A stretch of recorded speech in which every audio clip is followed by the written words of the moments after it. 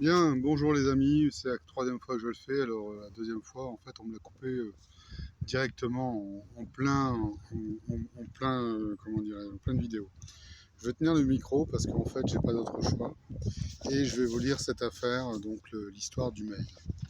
Ce mail est adressé donc au Premier ministre le 24 mars 2023 et je lui ai laissé 15 jours pour me répondre. Il n'a pas fait, donc vous voyez, je lui ai laissé quand même pratiquement 2 mois.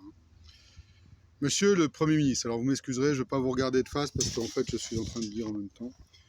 Monsieur le Premier ministre du Luxembourg, Monsieur Xavier Bettel, depuis maintenant 10 ans, votre pays fait semblant de ne pas comprendre qu'il y a des assassins au plus haut niveau de l'État luxembourgeois. Qu'ils essaient de les cacher d'ailleurs en me faisant passer pour un taré ou pour quelqu'un qui ne peut pas être compétent. Nonobstant, vous ne m'avez jamais attaqué en diffamation, c'eût été plus facile, mais il faudra bien entendu prouver vos dires, bien évidemment. En réalité, je n'ai jamais été attaqué sur aucune de mes diffusions médiatiques parce qu'elles sont vraies et factuelles.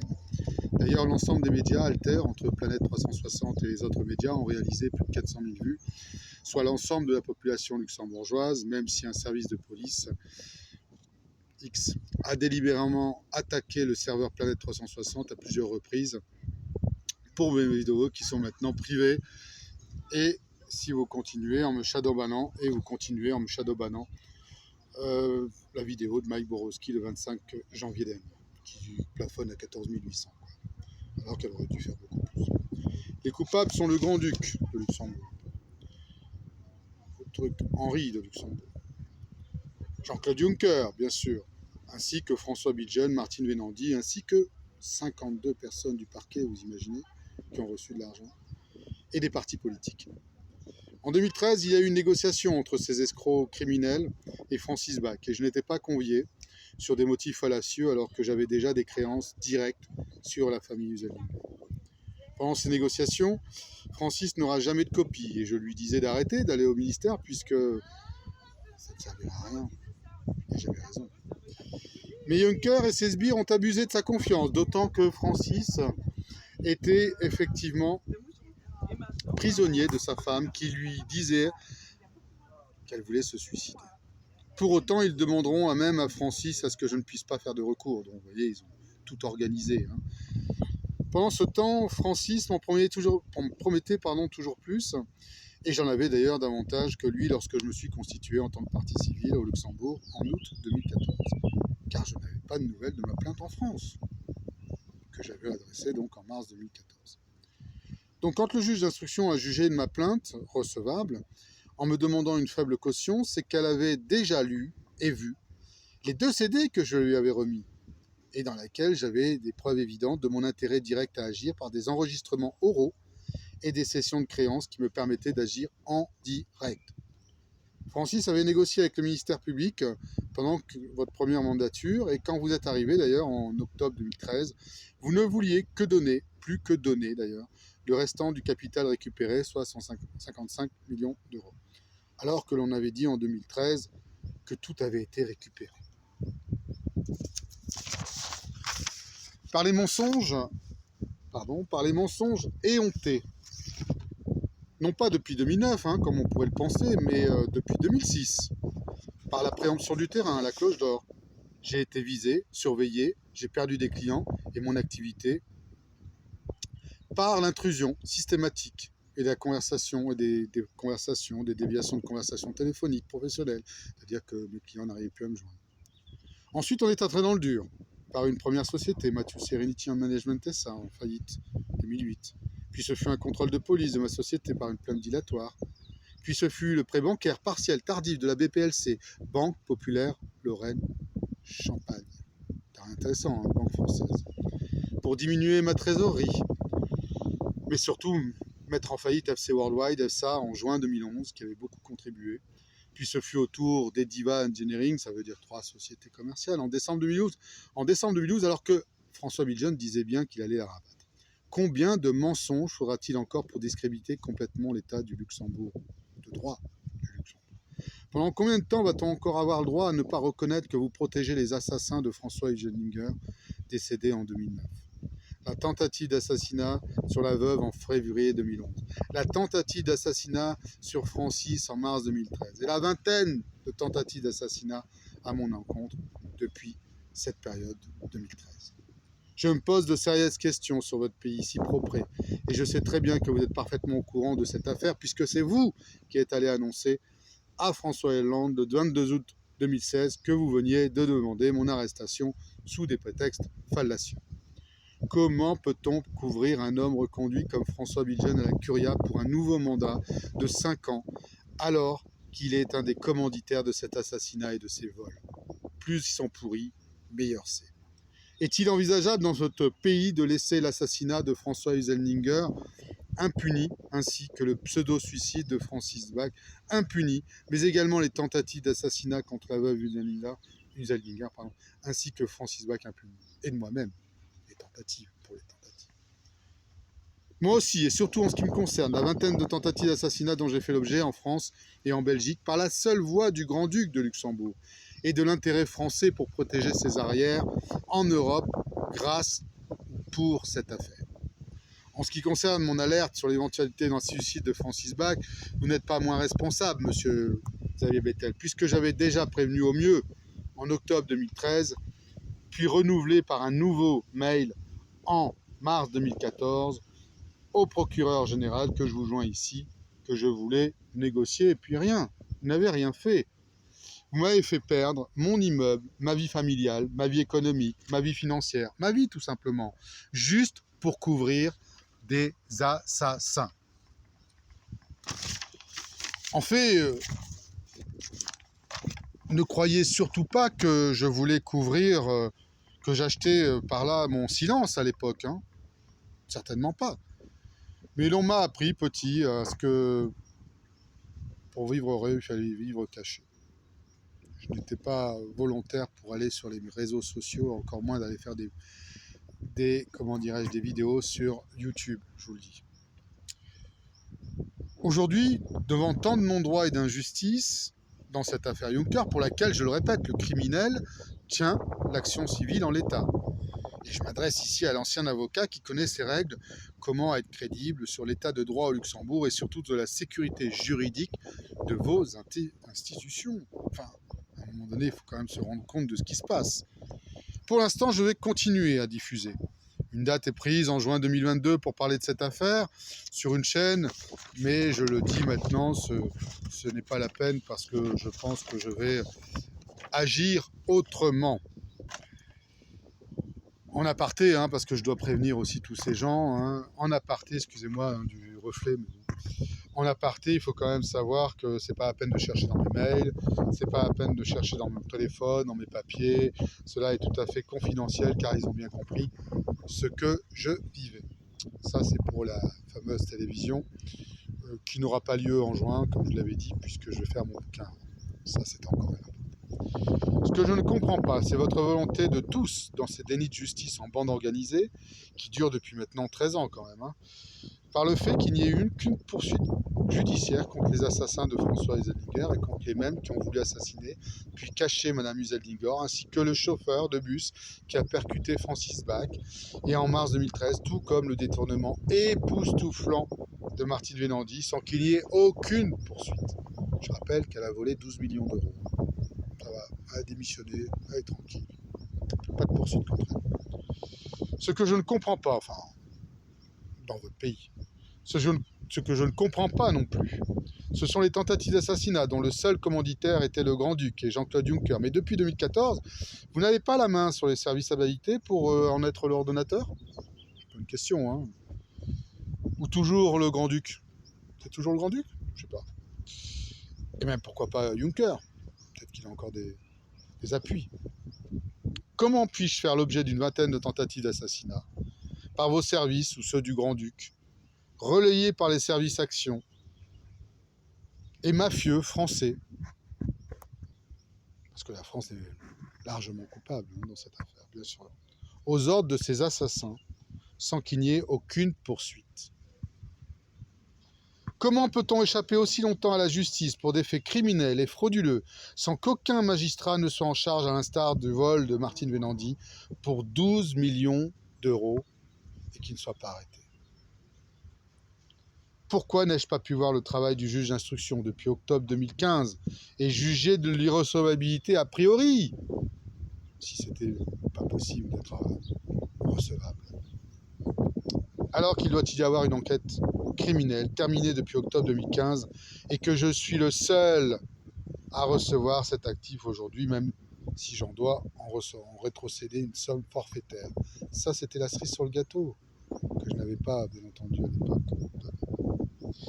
Je vais révéler prochainement, dans cette émission qui me sera accordée, qui m'a donné l'information, selon laquelle la juge avait demandé l'arrestation de Jean-Claude Juncker, puisque l'on fait semblant de me prendre pour un con obsessionnel.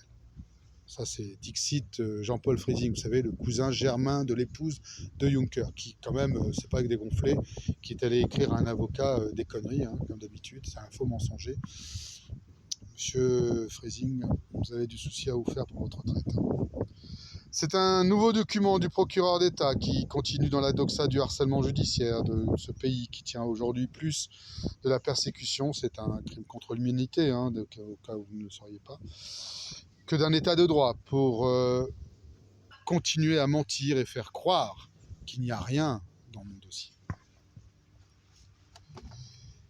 Il y a eu 5 avocats luxembourgeois qui n'ont absolument rien entrepris, ni attaqué le ministère public, ni cité la juge d'instruction, ni même demandé aux protagonistes une interview. Mais qu'est-ce que c'est que cet état bananier? Où est la sécurité juridique de vos institutions, sachant que plus de 52 personnes du parquet ont reçu de l'argent? 52 personnes du parquet ont reçu de l'argent dans cette affaire criminelle. Je parle au sens d'assassinat, c'est pas criminel comme j'ai déjà répété. Je ne voulais pas que cela apparaisse sur la scène politique, mais aujourd'hui ça suffit. Je le disais déjà en octobre 2013 à Robert Beaver, ancien président, ancien procureur général, mais qui a été effacé d'ailleurs en octobre, par vos services très certainement, puis en mars réitéré, et là je l'ai imprimé. Donc voilà, et je vous le remets. Mais au moment où vous preniez votre fonction, et que certaines personnes sont mandatées pour faire disparaître des mails, y compris à l'heure actuelle, par une intrusion informatique permanente et récurrente. C'est devenu votre sport favori du Luxembourg, je pense, et de la France aussi, tous coupables. Ainsi d'ailleurs pour effacer les preuves, comme par exemple lorsque j'ai fait appel en juillet 2019, auprès de mon avocat, et pour finalement ne pas me remettre le travail du juge. Qu'est-ce qui s'est passé en juillet 2019? Tout simplement, j'avais donc envoyé l'enregistrement montrant donc que j'avais un intérêt direct à agir et que, bien entendu, on me l'a effacé en temps direct. C'est-à-dire qu'on m'a effacé sur le disque dur et on me l'a effacé directement depuis donc mon mail. Mais on n'a pas pu le faire parce qu'il y avait un backdoor. Heureusement que j'avais prévu. Enfin, il y en a, j'en faites pas, des copies, j'en ai des tonnes, bien sûr, ça aussi je l'avais prévu. J'avais prévu un certain nombre de choses qui sont d'ailleurs arrivées. Pourquoi? Parce que je vous connais tellement bien que c'est même fatigant de voir à quel point vous êtes con. Croyez-vous vraiment que je vais m'asseoir sur de très nombreuses tentatives d'assassinat et que mes préjudices sont très colossaux, vu la vie d'enfer que vous me faites encore aujourd'hui? C'est pas seulement depuis 2009, mais depuis 2006. Pensez-vous également que je dois admettre que l'on essaie de me buter dans les bois en début d'année 2014 par un couple luxembourgeois dont la femme avait un flingue, et alors que j'étais avec mon petit garçon et que je ne vais rien dire? Vous pensez que je vais admettre qu'on vienne me placer dans un hôpital psy parce que je viens de demander un rendez-vous le 22 août 2016 dans mon dossier contre Juncker suite à mon appel téléphonique du 16 août 2016 où je disais que j'allais venir en septembre avec un journaliste belge d'ailleurs, je peux le dire. Le parquet m'a tendu un piège. C'est pas le premier, c'est pas le dernier, mais il m'a perdu un piège en me racontant des âneries comme d'habitude. Parce qu'au téléphone, j'avais prévenu le parquet pour venir au mois de septembre avec ce journaliste. Où est passée la caméra qui se trouvait derrière moi au moment des faits d'arrestation et qui a disparu aujourd'hui? Tout est masqué. Tout est volontairement effacées. Vous êtes au courant puisque vous avez alerté immédiatement François Hollande à ce moment-là, le jour de mon arrestation, puisque vous étiez à la Commission européenne. On m'a piqué dans cet hôpital à 2 reprises sans mon consentement, une fois pour une prise de sang avec une fiole qui terminera dans la poche de l'infirmière du CHR de Luxembourg. Et l'autre fois, dans les fesses, soit me disant que c'était pour me calmer, sachant que depuis, je suis électrosensible. Est-ce que tu es encore une saloperie de graphène ou de marquage? C'est ça en fait la vérité qu'il faut bien comprendre.